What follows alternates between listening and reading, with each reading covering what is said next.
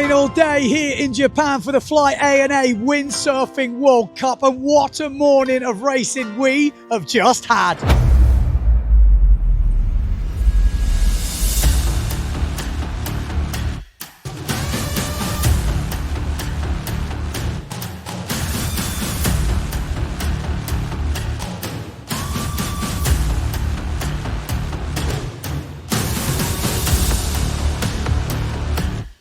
In the men, 2 elimination results and different conditions because the wind picked up just before the first final and a lot of the guys stuck on their big gear. But it didn't change the results because it was Johan So, the Danish beast, took another race win, and with that, the event title. Yeah, it was just before the start. It was actually not so windy, and I took the 9-0, and most of the guys were on the 8. So I was pretty happy, but just the 1 minute before the start, it picked up like hell, and I was really dying, but I was nailing the start and just trying to survive from there. So I think it was even windy for the 6, 8 and medium. So it was the most fun race so far for sure. But the real action was for second and third. Pierre Mortefon going against Matteo Giacchino for the podiums in this event here in Japan. And this time, Pierre Mortefon having a proper battle. But this time, it was Pierre Mortefon finding the moves. He was snipping around. Cat and mouse managed to create some space and get that second place. And he was looking good for second with 1 elimination to go. And then we had the 4th elimination. Johan So already had the event victory wrapped up, but it didn't stop him winning another one. Yeah, so he brought home the victory. But again, all eyes were on second and third. Matteo Giacchino battling with Pierre Mortefon. Who would win this battle, would get second on the podium? Who was it? It was Matteo Giacchino, because Pierre Mortefon crashed out on the penultimate reach. So with Matteo second and Pierre third in this event, the world title goes to Matteo Giacchino. Yes, the Italian with his 3rd ever racing world title. It means a lot in the end. The value comes from all the work you put in the years, and there is a lot of stuff behind the scenes, and a lot of work, a lot of sacrifice in a good way, let's say, but still, yeah, there is a lot of stuff coming in the same moment. When I realized before, I had an emotional moment. You saw me, but yeah, it's beautiful. It's an amazing feeling and something really special.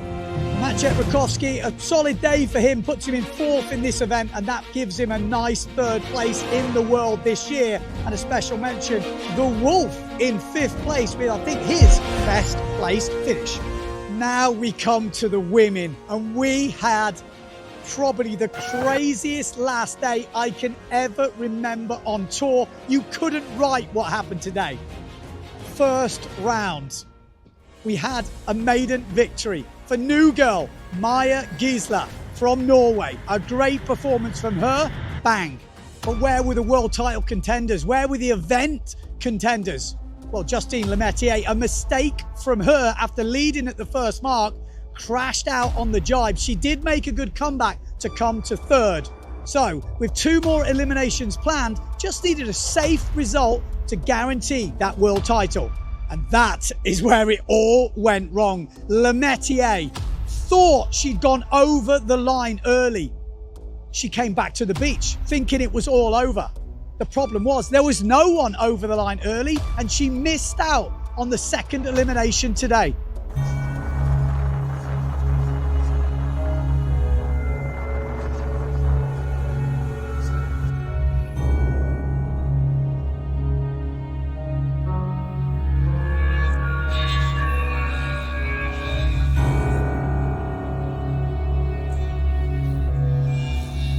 That gave the advantage to Erzin and Blanca Alabau, and Erzin took that advantage and absolutely crazy on the first jibe mark, just aggressive, and won the race and put her right in contention for the world title.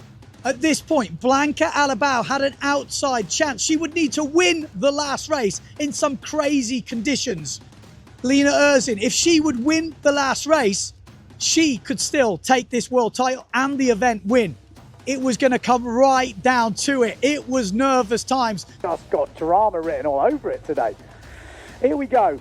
Semi-finals for the women. Let's hope we don't see too much drama in this one. Or maybe we want drama. What do you want out there? Let us know. I'm sure the Justine Lemaitre fans are not wanting too much drama. Oh, that second semi-final. Oh, it looks okay. This first one actually pretty stacked. So Lemaitre needs a confidence booster here. Any sort of crash, even if she qualifies, that is not what she needs. She needs a nice, solid run out. Well, it is totally in her hands. If she wins this elimination, she is the world champion and the winner here in Japan. If she doesn't win, well, then it is open. Oh, Özin makes the mistake. This is qualification. There's going to be a lot of emotion if she can do this in the final. But she's making easy work of this so far.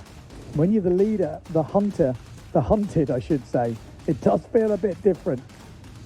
You know, you're not... Oh, there we go! That is not what we needed. Justine Lemaitre with an absolutely massive crash goes round. We've got to keep an eye on Justine Lemaitre, and Özin goes down again. This is survival. She's not going to make the mark. The adrenaline. She is getting absolutely sapped right now. But in a crazy turn of events, Lena Özin, after leading, crashed out on the last jibe mark. Blanca Alabao stuck it. Absolutely amazing performance from her in some crazy conditions. Won the round, finishing on level points with Özin. And then when the calculations were done, it's crazy. They finished level points. Blanca wins the event. Özin in second, Lemaitre in third. And that meant in the overalls, they were dead level. 3 riders on 4 points apiece. And on countback, Lemaitre took the world title. I definitely didn't see that coming. I won the championship.